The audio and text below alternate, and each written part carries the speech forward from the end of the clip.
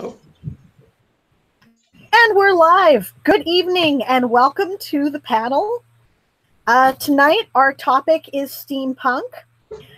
Gail Carragher is scheduled to be one of our panelists, but I haven't seen her yet. I hope that she appears, but I've had some difficulty getting a hold of people because I've been traveling. I'm currently in Penticton, where I did a panel at the Penticton Pentacon, which is a Comic-Con style event.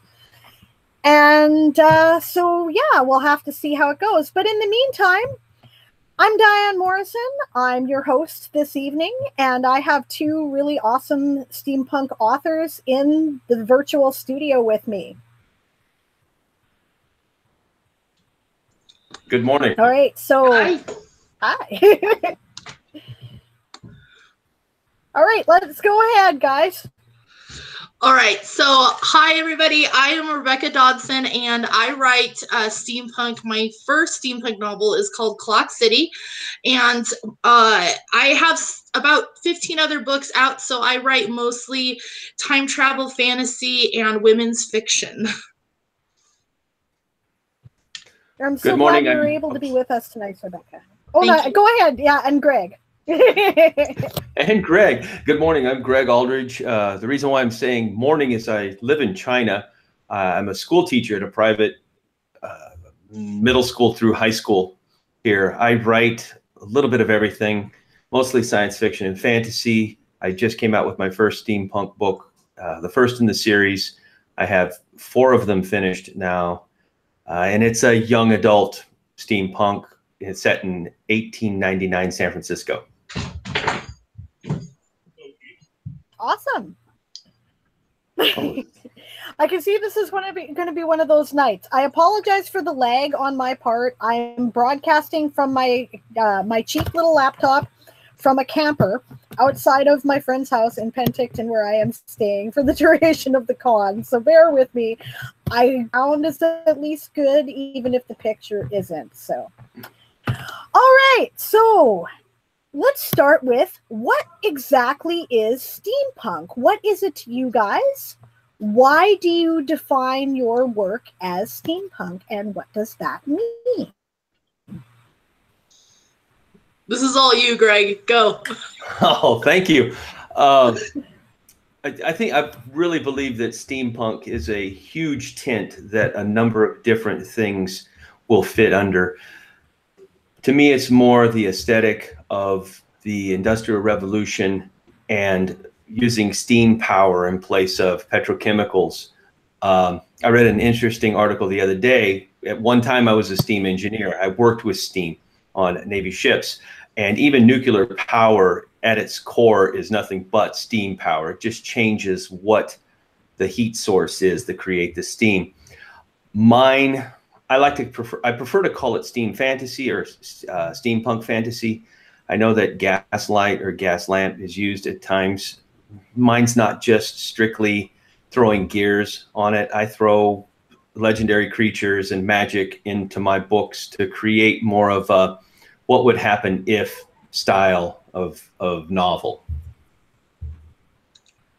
I do a lot of that too, though. So I think that steampunk is really versatile in that you can combine it with a lot of other genres. I've seen it with historical. I've seen it alternate world. I do the fantasy thing too. So like I have a crew. Well, not a crew, I have one of them.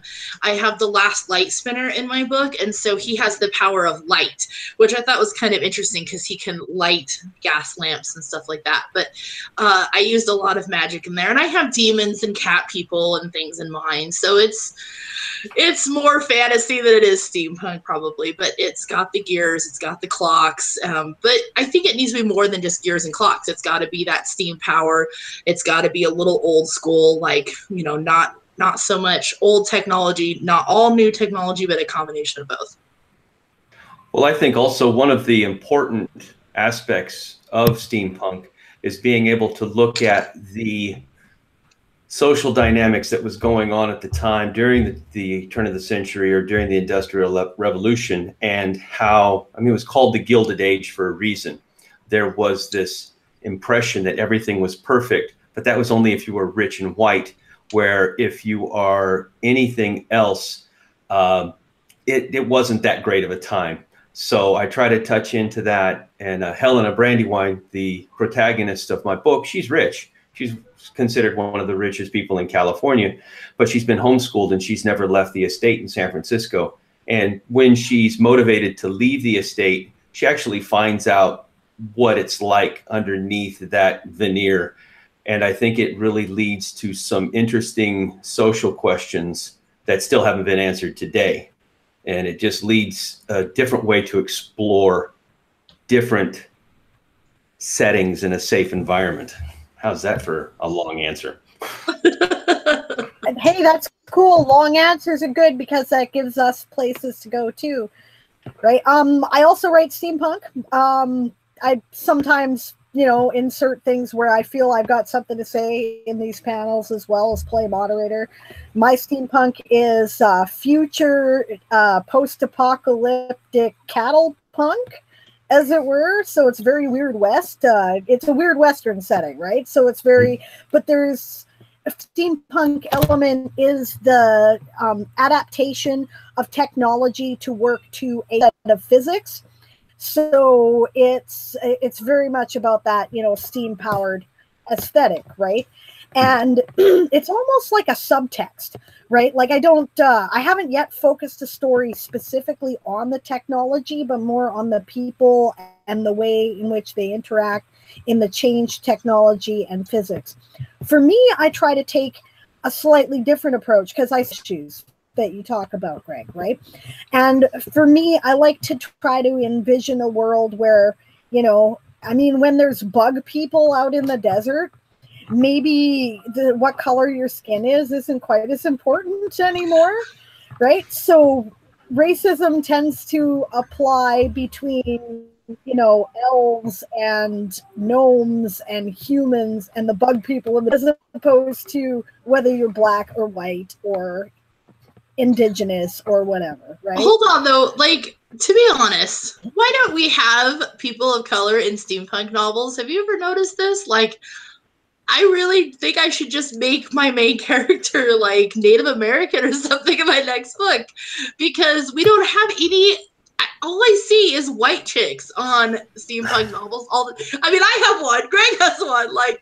I know Diane's got some unique covers, but still, I will say my lead character is a white Irish woman, but mine is, because if you're not familiar with San Francisco, has a huge Chinese influence. So I'm weaving in Chinese mythology into the story.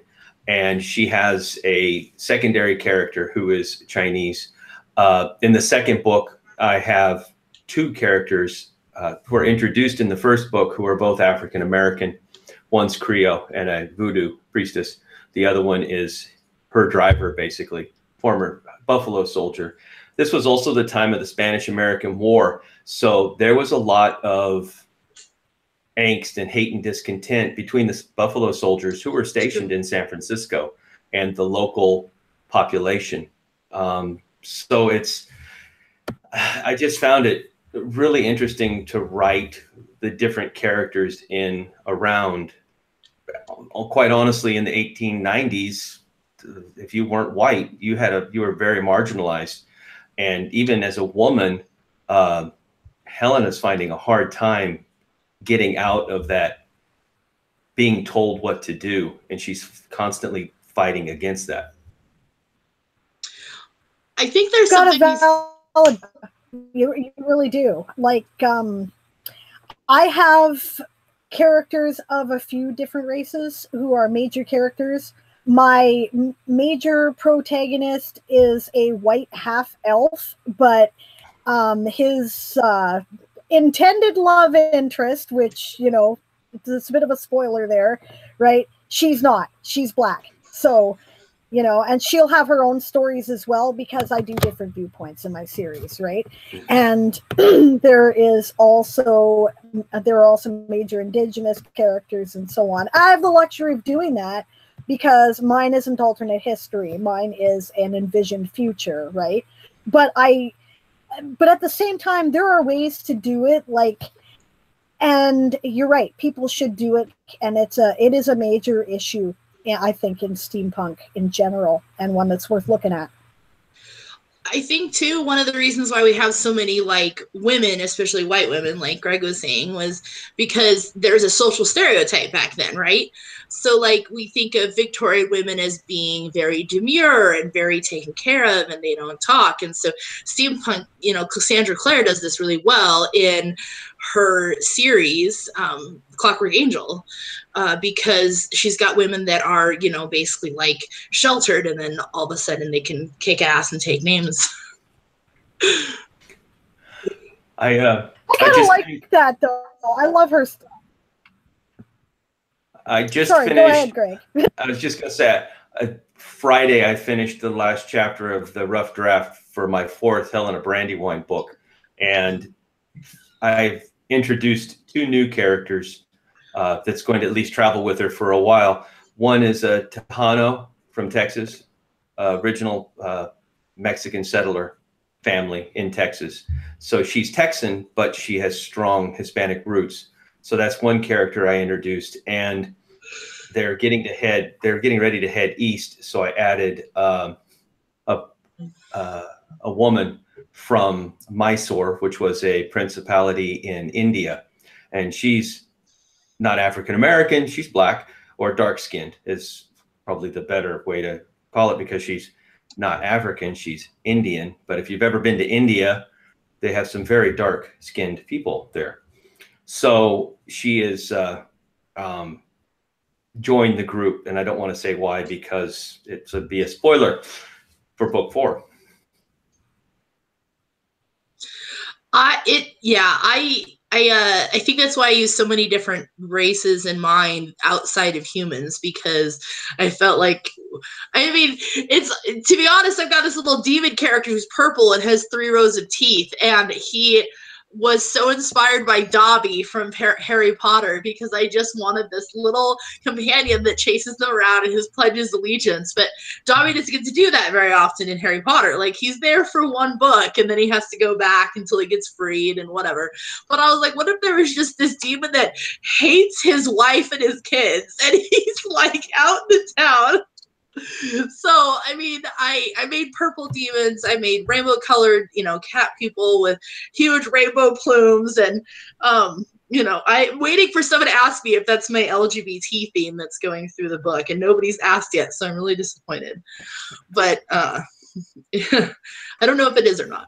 So I think everybody kind of tries to bring diversity in many different ways. You bring up LGBT. Through some research, San Francisco has a reputation today, even in the gay 90s, it still had the reputation. So one of my supporting characters in the first book and second book, and I think he's in the third book, is a actor who is a female impersonator, and doing some drag research. Queen, yes. Well, doing some research that was a thing in 1899. San Francisco on the Barbary Coast. And I'm like going, Helena wanted to blend in and be able to travel places where women weren't saloons. So she tried to disguise herself as a man, but she did a horrible job, and he picked her out like that, and then became a small recurring role where he was able to help her become a better actor as playing a man. So it was actually kind of fun writing that character in that situation where they're in the saloon, but it's just a small part of the book.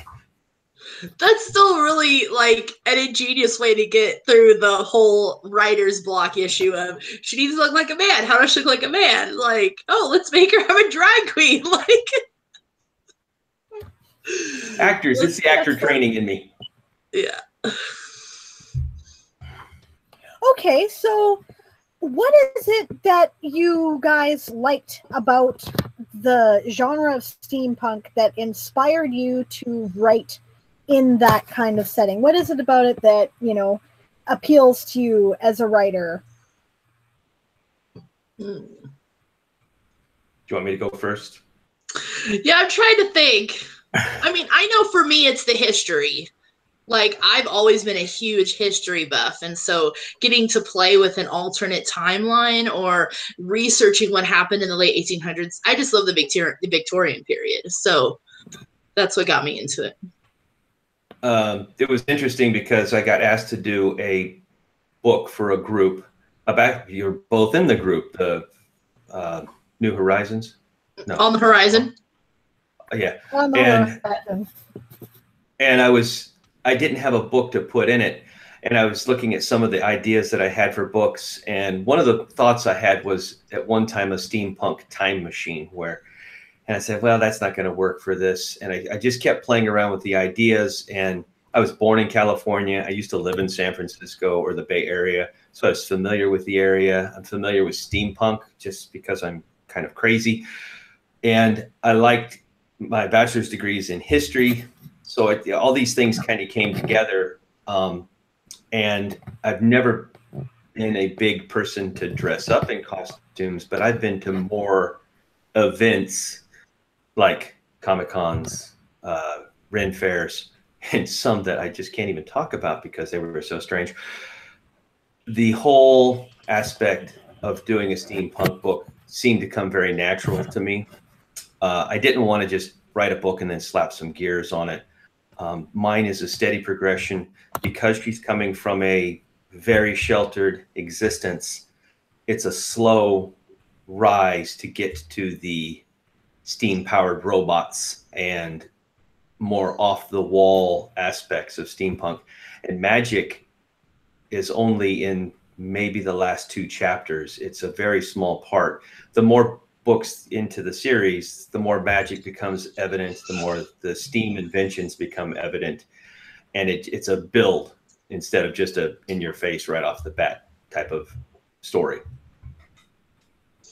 Mine is not a build at all. She gets dropped into a world and things just go insane. Like, I started with a character who was really damaged. Like, the first chapter in the book, she's just running from her dad, who's very abusive.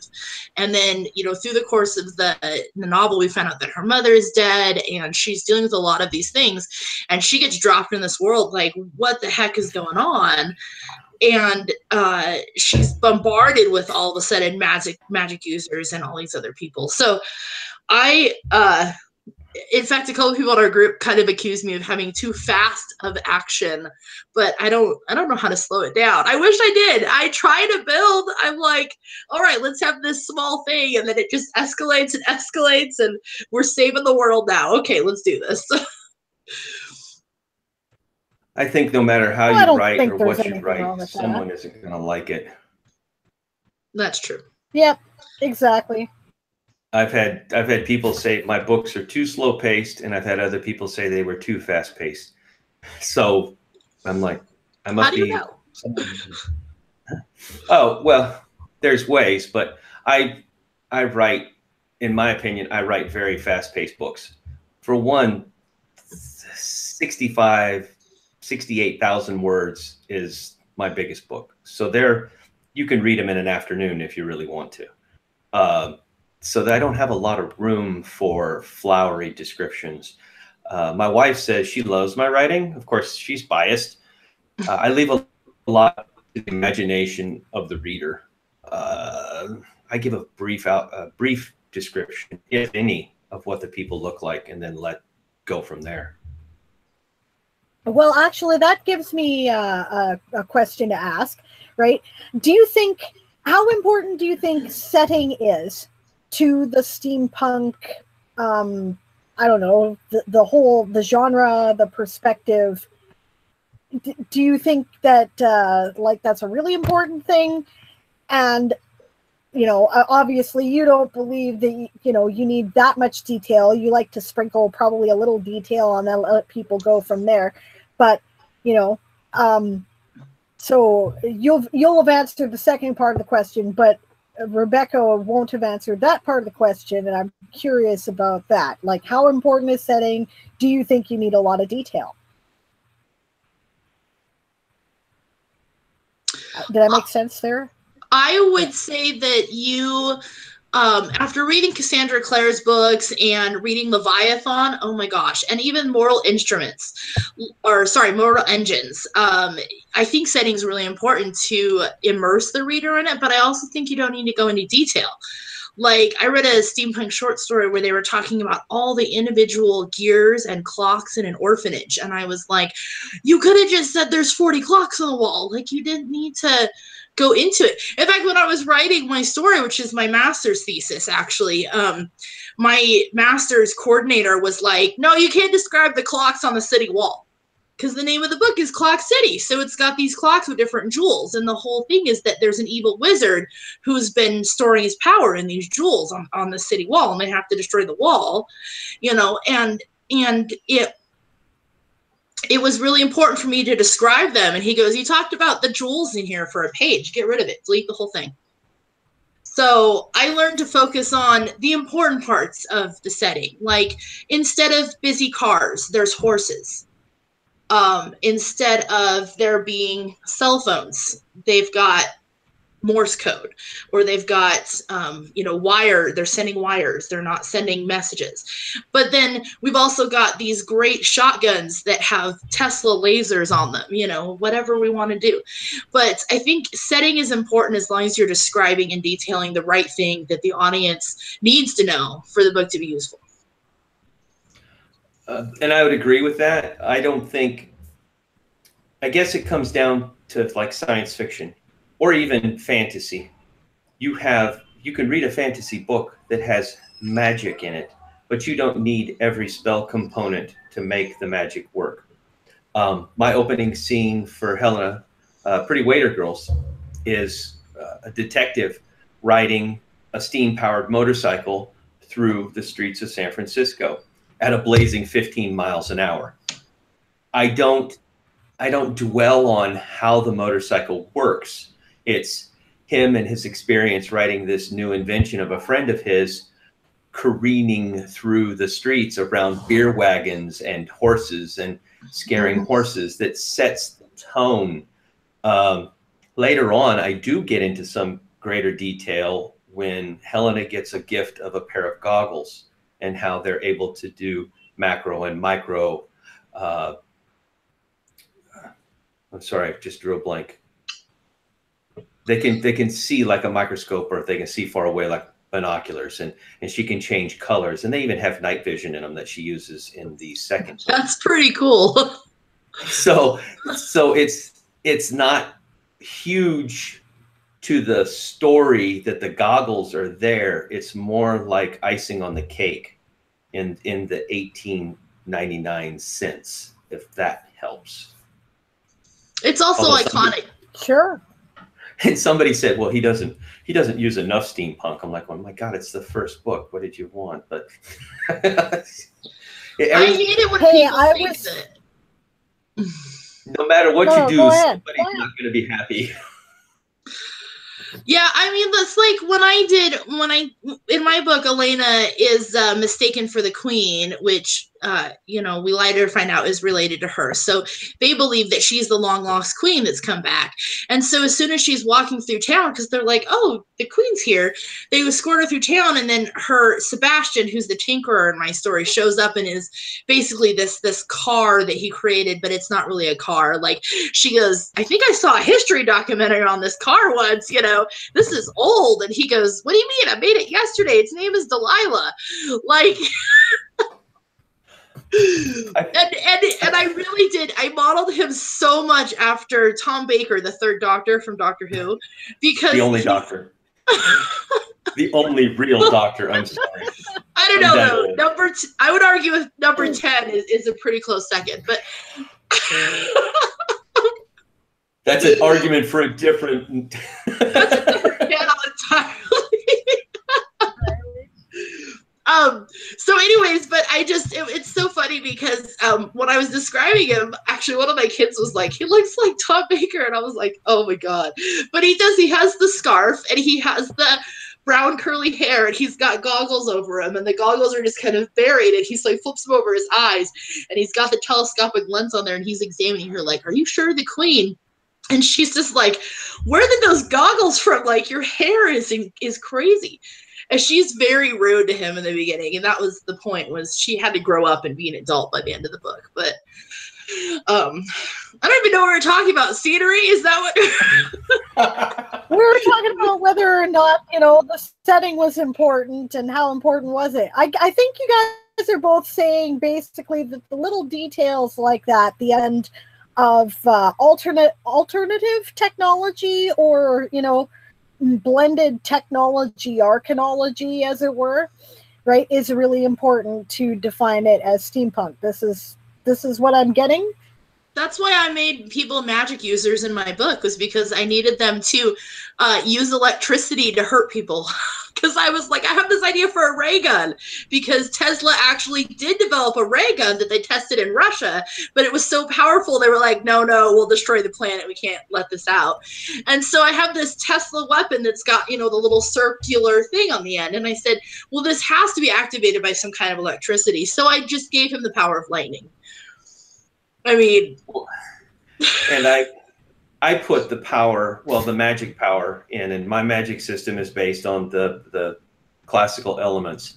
And what really drove it was Helen's parents both disappeared when she was a baby, and her father was an engineer and her mother was a fire witch. So now she's trying to discover what happened to her parents. In the first book, she discovers she called him the professor, but the police officer, Doyle, who was named after Sir Arthur Conan Doyle, but he calls him Mr. Wizard. So after the first book, he automatically becomes Mr. Wizard, and he's the inventor, the crazy haired guy. And he has on his drawing board plans for a Zeppelin, and he's designing it so he can go search for her parents. Well, about the same time, a Russian count and his sister come into town at night in a Russian Zeppelin. And so where did this Zeppelin come from? How did they get the information? Did they steal it? It just adds another layer that's going from the first book through. The Russians are still involved in the fourth book, and will be probably till the sixth book. It's kind of interesting. Yeah, my inventor guy is a gnome. My crazy inventor dude. So I guess that's a standard trope of C must be, since we all have this guy.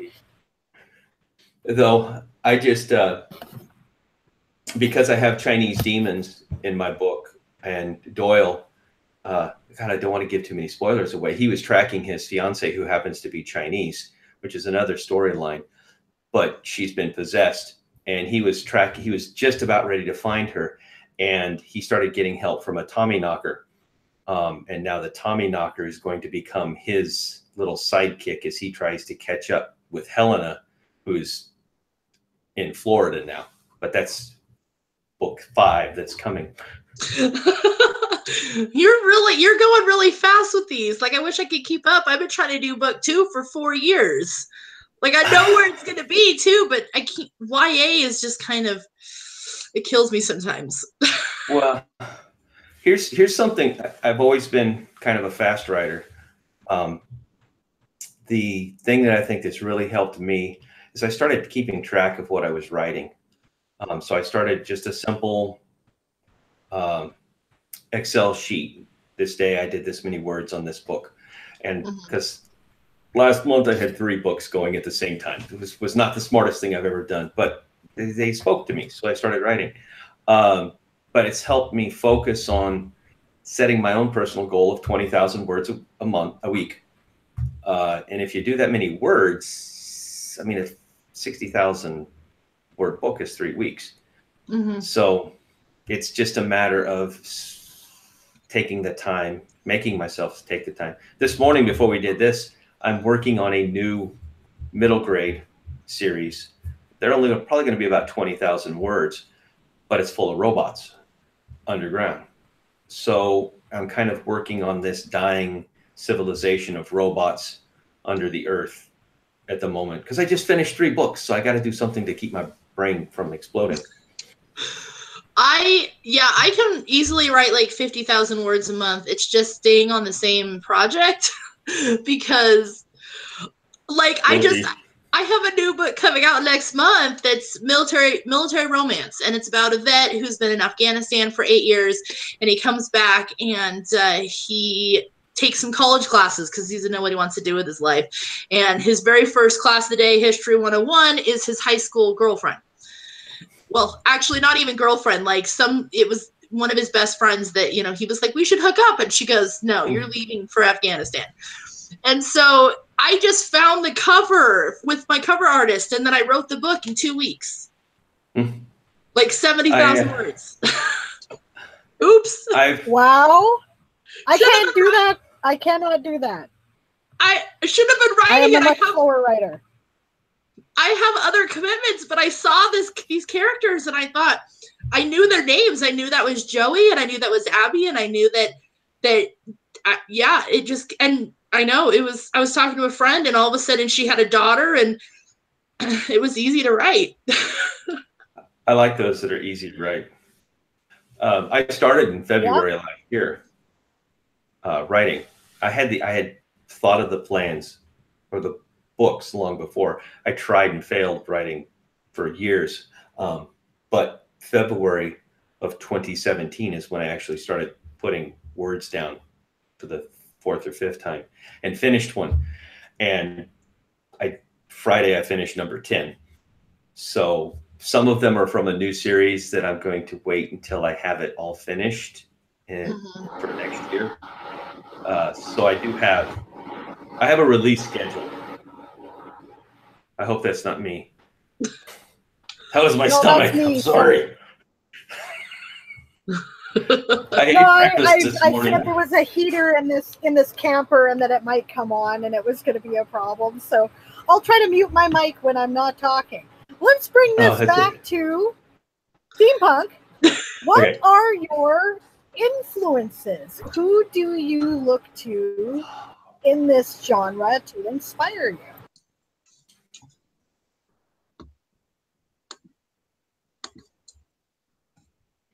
It went weird there for a minute. Do you want to go first, Rebecca? Yeah. So I was trying to look up an author for a book I read, but I actually started reading Cassandra Clare's Clockwork Angel series, Clockwork Prince. She's got a whole series out, and I loved that series. And I thought, well, hey, I can write something like this. And then also Jim Musgrave, who's an indie author who wrote the Pat O'Malley mystery series, and he had them illustrated. So he's got these like black and white like etchings in his book of this mystery detective trying to solve crimes. And I think it's actually set in California as well. And so I really got interested in that because of really reading Cassandra Clare and Jim Musgrave's book. And I read a bunch of short stories here and there. My son's really into H.P. Lovecraft. Well, it's not steampunk. It certainly kind of fits a little bit of that genre as well, just the way it's written with that old Victorian language. Wow. Okay. A lot of these are going to be old, and some of them aren't going to be steampunk, but so H.P. Lovecraft, again, is Gothic. Love his work. Yeah, me too. Frankenstein. The newer, some of these are going to be movies because I'm a theater teacher. I watch a lot of film. There was some good things and bad things about the newer Sherlock Holmes with Robert Downey Jr. Oh my gosh, yes. There was a really cool aesthetic with a lot of the things going on in those movies. It was looked down upon when it came out, but the League of Extraordinary Gentlemen, Van Helsing, which is gadgets and things like that. That really, awesome crossbow. Well, just a lot of the stuff in the movie and melding in the supernatural creatures with the steampunkish feel, and running through the streets of London was really cool, chasing Dr. Jekyll and Mr. Hyde. So a lot of these older stories I was going to mention one more, which isn't steampunk, but it was kind of how it was all began, was Gibson's books, Necromancer, Count Zero, Oh, all the yeah. cyberpunk, and that feeling of someone going against the system and trying to change things. And that's kind of where I go with Helena Brandywine. She's constantly trying to make things better in her vision. Although sometimes her vision isn't right. So it's, she kind of has a white knight syndrome going on, but she isn't always right in her choices, which makes it interesting. And moral dilemmas come up constantly. Have you ever seen a movie called Sucker Punch? Yes, I have. That wasn't steampunk either, but it was just so weird. And so, like, to this day, I don't even know, like, if she was actually in the mental hospital or not. Just, oh yeah, she was. I think. I know. I think she was crazy, but they call that genre diesel punk, and it's related. Actually, well, yeah. I know diesel punk is kind Yeah, of I like know. I coming don't out know of if she World was War in II. the hospital or not either. there's another movie. Well, you know, diesel technology. There's a couple of other movies that kind of go more into, I think it's called bamboo punk, though that's not what I would call it. But there's a movie called Bunraku with Woody Harrelson and Josh Hartnett, and Lucy Liu, I believe, is in it. That's a really good futuristic, no guns kind of movie. And there was one more. I can't remember the name of it. I always think of Wild West too, with Will Smith. Oh yeah. Yes. That's it's not even steampunk. It's kind of element-ish, like Kenneth Branagh's, evil wheelchair. Yeah. Well, the tank that wipes out everybody. I would totally call that steampunk. I totally would. Right? I mean, and the newer Van Helsing movie, I would call that steampunk too, with a gothic element to it, right? Right. Because it's all about the gadgets. I think there's a lot more mainstream steampunk than people realize, and I think mostly between the two of you, you've touched on every movie I would have mentioned. Right? Excuse me. I think for me also. Oh no, go ahead. I was just going to say, I think in this day and age, it's almost easier to say movies than books, because it was a science fiction book. But did you ever hear of A Stainless Steel Rat by Harry Harrison? It was science fiction, but the way it was written was very anachronistic. She just remembered the book. I was just thinking about how Diane said we mentioned all the movies, and two just came the new Hansel and Gretel movie with oh yeah. Yeah, and then the Brothers Grimm that they did with Matt Damon. The Brothers Grimm, yeah. Yeah. Yep, that was a good one. I was just thinking about that. I was like, oh my God. Sorry to interrupt them. Tell me again, though, because I know what you're talking about. Cool. Yeah. You also mentioned William Gibson, right? You guys, have you guys ever read The Difference Engine? I have not. Mm-mm. Okay, so this is generally considered when you look up, okay, so what's the steampunk stuff? This book is considered to kind of be the dawn of steampunk. And coincidentally, it was written by William Gibson and Bruce Sterling. So, it's about a computer, right, in the 1800s, right, mm-hmm. that actually does complex calculations like modern, right? Except that it's, of course, all steam-powered and little gizmo, right? Now, I haven't read the whole thing yet, but yeah, like that's kind of, so when you say William Gibson and this fight against the system, we're going to do Cyberpunk next month. I'm hoping to have William Gibson on the panel, right? So, yeah, it's just interesting that you mentioned that. Right? Also, for me, H.G. Wells is a big influence in terms of the steampunk aesthetic, right? You cut out there for a minute. Oh, you just cut out. What did you say? Sorry, I was saying that for me, H.G. Wells is a big influence in terms of this as well, and Jules Verne, right? That kind of that classic turn of the 20th century science fiction, right? That has a big, like, sometimes I consciously try to draw from that era and style. Yes, but anyway, go ahead, Greg. I didn't mean to interrupt you. No, it's okay. You made me think of something, and yeah, it went away. It'll come back. I think that's why I love the League of Extraordinary Gentlemen so much, is because they combined the Jules Verne concept with a lot of other modern things too. Like, we've got Bram Stoker's Dracula running around, and we've got Oscar Wilde. So they, I didn't even realize it when I saw the movie until I took a literature class in college, and I was like, hold on, this movie has all of these stories written in the 1800s. Like, I read The Picture of Dorian Gray, and I was like, wait a second. Now I understand why they're all in this movie. So, yeah, I want to do a mashup. I swear to you, I am going to write a book about a time traveler who meets Chopin and Liszt and Rachmaninoff and in like a tavern in a D&D world, and he's just going to find the cure for tuberculosis. It's going to be some weird mushroom that only grows under a lantern or something. I throw in a lot of, which would at the time be contemporary literature, because Helena loves reading Sherlock Holmes. She loves reading,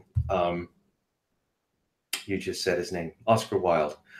I use a lot of the Count Stroganoff, which I just had to use the word because it spoke to me. Count really Stroganoff. Yeah, Stroganoff? Count Stroganoff with a V instead of two Fs. That's hilarious. It's a real family.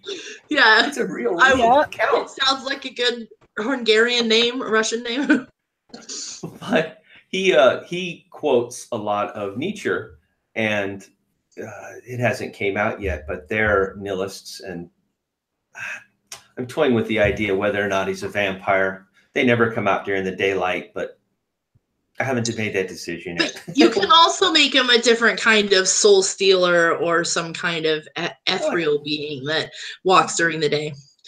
I didn't want to make my vampires come out at night in one of my novels, so I just made her like Lilith, so she has all the power and can come out during the day. I was like, I feel like cheating. It's fine. Well, I steal a lot, borrow. Although in the theater we say you don't borrow, hacks borrow, actors steal. Hold on, though. As teachers, you just have to cite it. So it's not plagiarism. The funny thing is, though, is one of my characters comes back and is brought back to life, one of the evil guys, and Helena actually says, I remember reading a book called The Modern Prometheus, which was the original title for Frankenstein. Right. So it kind of gives that, okay, that's where he stole it from. And when Helena's quoting the importance of being earnest, she's literally like upset that the British and the Texan don't know this play. And she said, it's Oscar Wilde. But so I try to quote when I steal.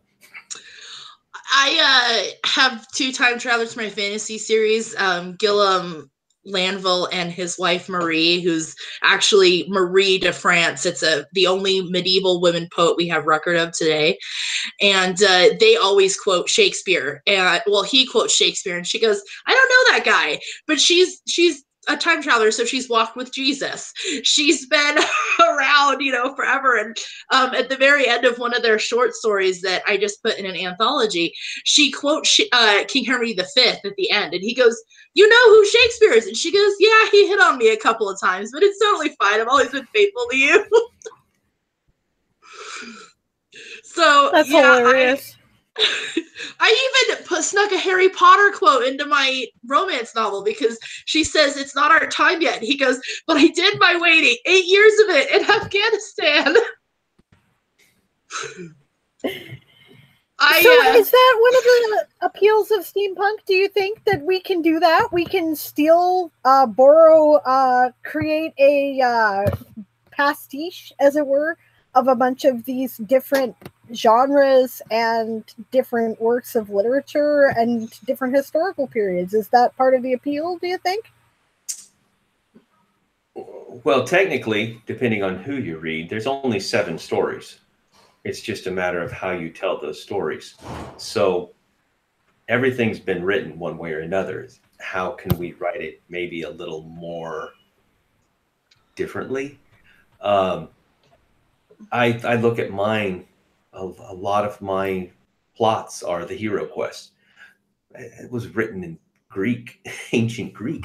My favorite Oedipus book, my favorite book when it comes to literature or drama is Poetics.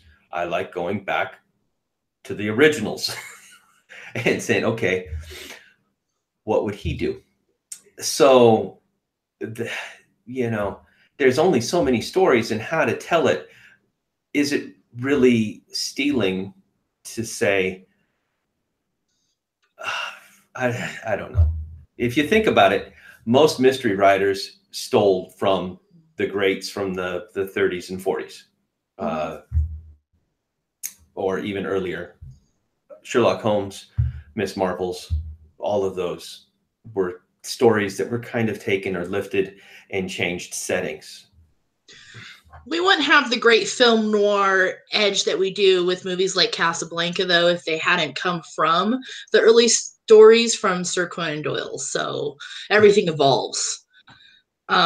We have Mortal Engines coming out, which that is a way further evolution than anything Wild West did. And that movie's 20 years old, guys. Yeah, because I was in high school when it came out, 1998. So in 20 years, now we have the ability. We all have an old moment here. Yeah. Yes, I was almost getting ready to retire from the Navy, so. Sorry. We don't. Yeah, thanks. I just remember being, I was obsessed with history and I wanted to be a history teacher. And that was like the movie I had to see. I grew up on the old series. My mom had them all taped on VHS, So just seeing Dr. Lovelace, it was like a big, huge thing. Okay, you do realize that I started with Beta. Do you I even did know too. Beta? I was just 4 years old. Oh God! I was stationed in I'm Japan old enough to remember Beta, Greg. It's okay. I was a teenager. It's all right. Oh, I was a father and stationed in Japan when I got my first Beta machine. That's and yeah. Let me go get my walker over here. Okay. No, I never actually met Oscar Wilde.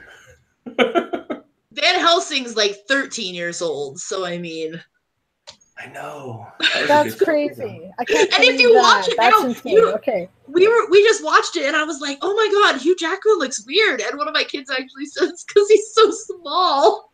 Like it's because they only know him as Wolverine. Where he's just like, help, I can't turn my neck, over there. In fact, one of my favorite Hugh Jackman movie is Kate and Leopold, where he's the time traveler that comes from the 1800s. I love that movie. But I was watching it and I was just like, who is this guy? Because it doesn't look anything like, we know him now, 20 years after the fact. Those Australians. Well, guys, we've got about 7 minutes left, according to my clock here. I don't mind if we run a little over, but perhaps I'll pose one final question, right? And that is, what is your favorite part about writing steampunk? What is the thing that makes it awesome for you? We have the same answer. I bet you. Well, you go first because I went first last time. Well, no, you always make me go first. That's not fair. I went first last time. My favorite part is the history. Just researching like what they did in the Victorian period, learning about how steam operated. I actually learned how to run a steam piston because in my world, the whole town is powered by a piston. But then when they figure it out, it's actually children that are loading the thing with coal and it's not really steam power. So they're kind of lying to the whole town about what's really going on. But I learned how to operate a steam piston. What's it going to sound like? How big does it need to be? How much steam power does it need? Just looking at old ancient patents from the 1800s. Like, that was awesome. I got books out to look at patents until I could find the right thing. So history and basically mutating it, I guess, is the best word, is really fun. I just like to mess with history. And I do that in probably 10 out of 15 of my books. Is I just take history and then I just wad it up in a little ball and I just chuck it at people. I remembered what I was going to say earlier, but see, I told you it'd come back. It's that old age thing. To speak about something different, I like being able to address social issues in the past because it gives you a chance to maybe look at things in a less controversial way. So you're poking the hornet's nest, but all the hornets are dead inside, so you don't get stung.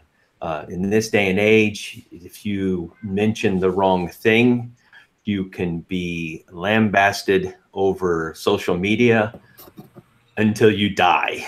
And it's not Cocky. My thing. Huh? I said yeah. I find myself using that word in books much more often now. But something similar, yeah. And it can go either way. If you say something that upsets the left, you're demonized. If you say something that upsets the right, you're demonized. And I try to be as apolitical as possible because I got better things to do. So it gives me a chance. In my first book, I actually address, I don't know if you're familiar with the general or not, during World War I, Blackjack Pershing, and how he got his name and the racism involved. Something as simple as a brilliant military leader and why he was lambasted because of his views. So it gave me some freedom to discuss things probably I couldn't discuss normally.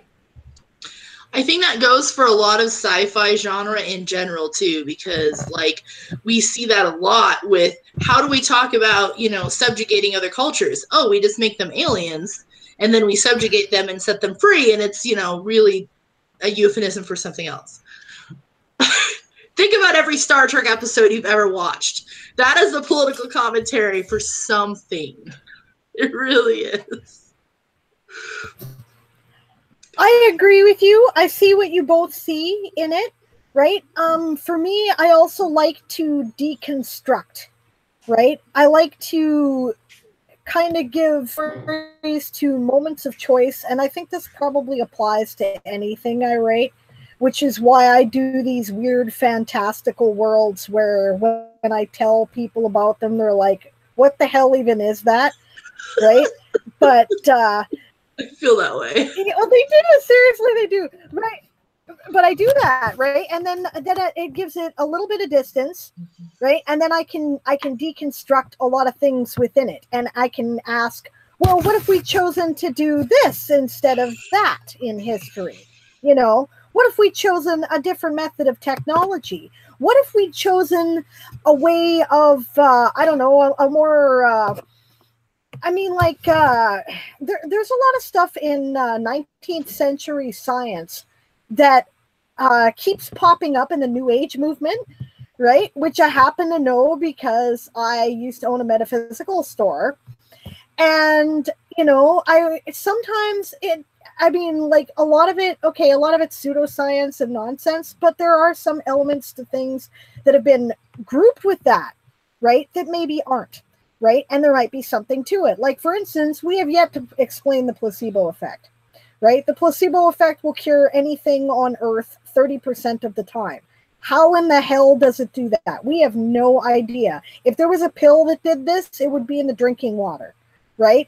But nobody wants to look at that. They're like, okay, well, let's not even discuss it because we can't explain it. So there's no research into it. right? And there's more going on, right? Now, I'm not saying that the whole. I guess I in a way it's like Ursula Le Guin, right? I like to look at different ways of being, right? So that's one reason why I like this exotic steampunk setting, because it's got a grounding in science, but it's not limited by it. You can explore different aspects. You can throw shape-changing bug people, werewolves, and cat people, and magic, and whatever you want in there, and people go, yeah, okay, right? Because they've already accepted that it's alternative physics, right? Yeah, that's my thought. You know what's really fun is when you figure out how to link all 15 of your books together. So someone's going into a steampunk world, someone messes with the Middle Ages, and then someone else is in this world where America's fractured because of what happened in the Middle Ages. So I have apocalyptic story. Well, it's kind of what do they call it? Cyberpunk, a little bit.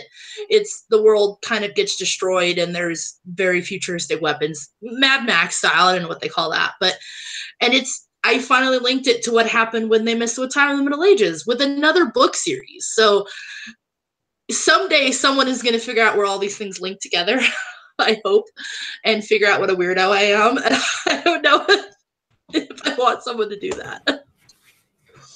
What I like, I would call that post-apocalyptic dystopia myself. Yeah. Yep. I think you're right, Dan. Okay, go ahead, Greg. Sorry, I just want to throw that in. What I was going to say is what I like is when I write something in a passing moment, and it's just probably self-conscious, just a small tidbit of information in book 1. And coming around book 4, I'm like going, I remember mentioning something about this. I can use it now. And being able to link something that I'm not a big outliner, but being able to link something back to book 1 that makes perfect sense in book 4 now. I also I've never been one of those people that I want every loose end tied up at the end of the book. I need something for book 2. So there's continuation threads all through the books, not just on themes, but also on plot points. And some of the plot points from book 1 are finally being completed in book 4, or at least close to completion. I like that, being able to track those through the books and being able to find those little hidden gems. I wrote a 4-book series that was supposed to be 4 books, and then I got the first 3 books were about 40K, 50K. I got to the 4th book, it ended up being 80K, and I still had 3 plot holes. And I go, okay, there's going to be 2 more books. So I don't outline either. It kills my creativity. So yeah, trying to clean up plot holes is like, I know what they are. I know how to solve them. I just haven't written it yet. My outline consists of writing 20 chapters on 20, chapter 1 through 20, and then putting, this is what I need to happen in this chapter. And that's my outline. And it's like 4 words too, like hero conquers this guy. And then you're like, all right, let's write 2,500 words about this scene. So I write. Or maybe something, I've even gone so far in this new series I'm doing, the chapter, it will say chapter 1, and it will have the character's point of view as the title name. So it'll be chapter 1, Kanika, or whatever the name is of the character at the time. And then I just say, okay, what's going on in their story now? And that helps. That's exactly why I can write romance really fast, because I do 2 perspectives, one from the man and one from the woman. And so I just label all the chapters with who's speaking, and then I just fill in all the women's, and then I fill in all the men's after that, and then it's done. I think most books, if they're any good, will have a number of different genres in them. I've yet to try romance. I probably never will try straight romance, but even my first sci-fi book had some romance in it. So that's just my opinion. I can't believe there's almost none in my steampunk book, but like I've got 2 characters that are about 17 years old, and I think they eventually kiss, and then they just kind of forget that they're attracted to each other because they're awkward 17-year-olds in the end. They don't get that deep into it emotionally, but Looking back on it, I'm like, I don't know how. I have a couple of subplots going, and people have said, well, I think so-and-so is going to get together with Helena. And then I just say, well, we'll see. If they do, it'll be a long journey. You'll find out when you write it, right? Hey, I'm kind of like that too. Somebody told me that about a character once, and I made her a lesbian, and then she got with the queen, and it changed the entire plot of the book. Awesome. I hate when people guess stuff. I like that. I like twists. Yeah. All right, we're 4 minutes after 7 according to my clock. So are there any last words you guys would like to say? What are you currently working on? What's your next projects and where can we find you on the web? Keep it to like 3 links at the most, please, so that I don't run out of room in the show notes, okay? I would say greg-aldridge.com is my website, and anywhere on Amazon. My books are wide, so you can find them under Greg Aldridge, on Barnes & Nobles or anyone. My first Helena Brandywine book has been out for 6 days. Tomorrow will be the first week. The second one comes out the first week of July, and the third one comes out the first week of August. The fourth one should come out the first week of September. I just have to edit it now and get the cover made for it, but I know it's done. Other than that, after the first of the year, I have a new series coming out, but it's still under wraps because I'm writing it and I don't want to talk too much about it. And you can find me at www.rebeccadodson.com. All my books are wide too, so if you Google my name, you'll come up with me as the author and me as the teacher. So yay! But I am working. This is weird. I'm actually working on an LGBT steampunk series that I hope to release the first. What? Pause. Okay. So LGBT steampunk I'm working on next year. Hopefully that comes out in January or February. So the genre is huge if anybody ever looks that up. So I'm pretty excited to do that. That's cool. I will definitely read that. I'm looking forward to that. That's great. I'll read your books too, Greg. I probably have this like TBR pile, but because I love steampunk, I'm inclined to read your guys'. I promise I will get there. I think I've read one of yours a while ago. Yeah, probably it was a while ago. I think you did too when we were working on, there was an author co-promotion thing we were doing, I think. Way back when. So, yeah. Yeah, you probably did then. Yeah. And I think you reviewed it too, which was nice. Thank you. You're welcome. Thanks, guys, for joining me tonight. I'm very sorry that Gail never showed up. I don't know if that was my fault. Perhaps she didn't get the message. Perhaps I sent it to the wrong place. But either way, you guys were great, and I think we definitely covered a lot about the topic. And, you know, this is cool, and I hope to have you guys on the show again sometime in the near future. Thank you for the invite. Thank you for having us. And that's it for the panel tonight, guys. Thanks so much for joining us. I see we have a couple of people who just showed up on the viewers, so I'm sorry. We're at the end of it, but give it about 10 minutes to finish archiving, and then you can watch the whole thing. It will be up on the channel. So have a good night, everybody. Bye-bye.